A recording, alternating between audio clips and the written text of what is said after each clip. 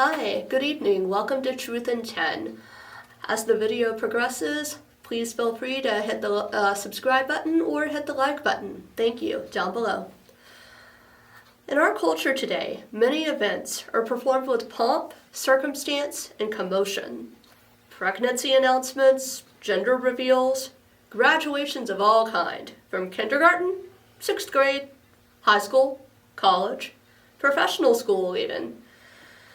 Other things would be like engagements, weddings, anniversaries, and even job promotions. These all seem to call for a grand celebration.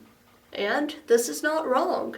A godly glorification of the talents that God brings to an individual or the blessings the Lord provides to a family absolutely have their place. However, the excitement can hide challenges as well, and can unfortunately be a situation where covetousness or vanity can prevail.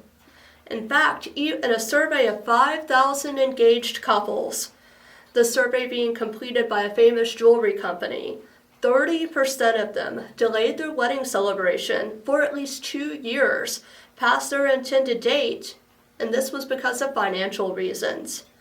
A questioning reader of that statistic may wonder to themselves if the financial situation were truly as bad or dire as what was stated, or if the couple was trying to arrange for expensive attire, decorations, or surroundings in order to be impressive to their wedding guests.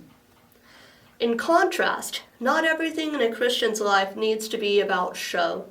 Even God himself can be subtle, and a presence to be still and to focus on, for which all of us believers are to listen to. Let us read from the Old Testament book of 1 Kings, starting in chapter 12. This refers to the pre-incarnate Christ.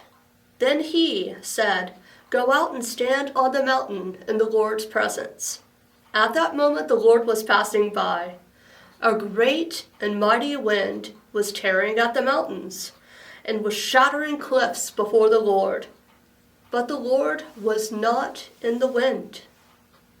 And after the wind there was an earthquake, but the Lord was not in the earthquake.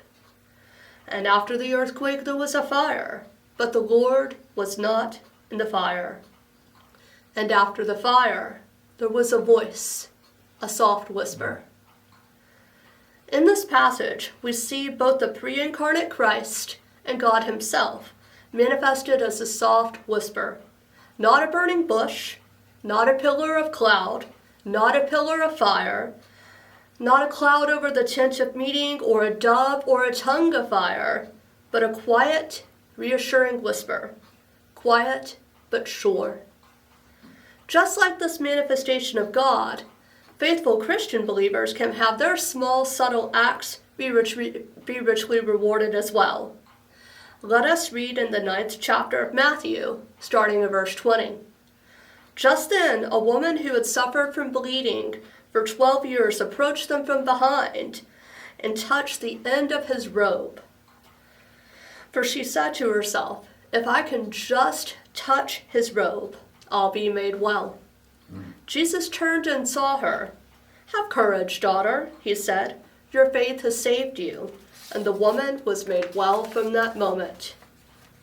Just one touch. This one touch for this woman was the solution for 12 years of anguish. Luke in his gospel mentions that this lady had spent all of her money on doctors and hadn't yet been healed.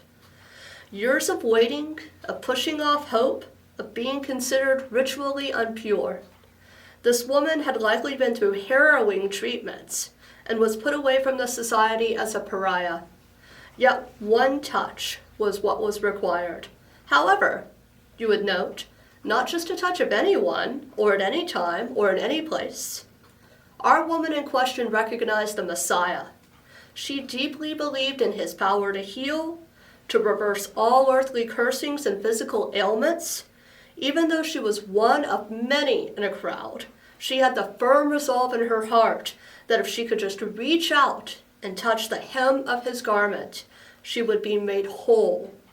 The touch was fleeting, the healing instant and eternal. A modern interpretation of that biblical account is as follows. It's in a poem form, and it's titled, When I Pushed Through the Crowd. When I pushed through the crowd, jostled, bumped, elbowed by the curious who wanted to see what everyone else was so excited about, all I could think of was my pain, and that perhaps if I could touch him, this man who worked miracles, cured diseases, even those as foul as mine, I might find relief. I was tired from hurting, exhausted, revolted by my body, unfit for any man, yet not loose from desire and need. I wanted to rest, to sleep without pain or filthiness or torment. I don't really know why I thought he could help me, when all the doctors, with all of their knowledge, had left me still drained and bereft of all that makes a woman's life worth living. Well, I'd seen him with some children, and his laughter was quick and merry, and reminded me of when I was young and well, though he looked tired, and he was as old as I am. Then there was that leper, but lepers have been cured before. No, it wasn't the leper, or the man cured of palsy, or any of the other stories of miracles, or at any rate, that was the least of it. I've been promised miracles too often. I saw him ahead of me in the crowd, and there was something in his glance, and in the way his hand rested briefly on the matted head of a small boy who was getting into everyone's way.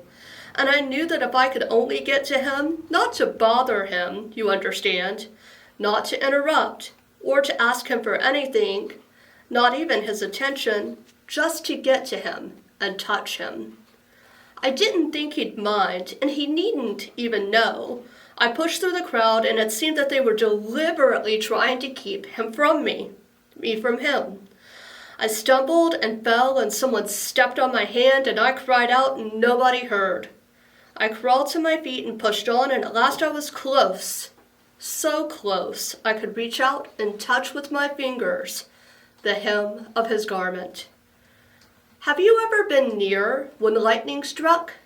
I was once, when I was very small, and a summer storm came without warning, and the lightning split the tree under which I had been playing, and I was flung right across the courtyard. That's how this was.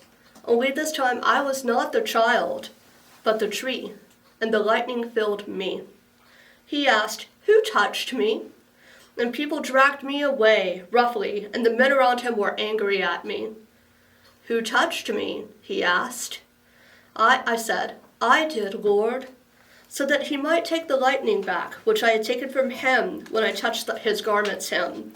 He looked at me, and I knew then that only he and I knew about the lightning. He was tired and emptied, but he was not angry.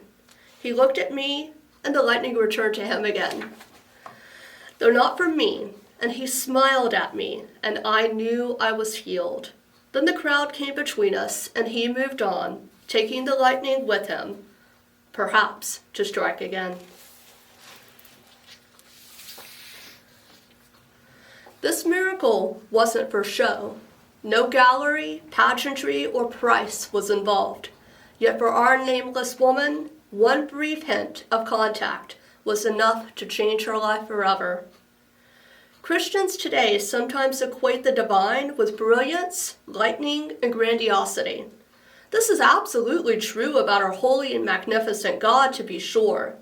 However, we need to remind ourselves that God is just as much the ruler in the microcosm and in the individual, both in the whispers and in the gentle touches. We can pray that we will be able to recognize, love, and worship our God in all his dominions. Thank you.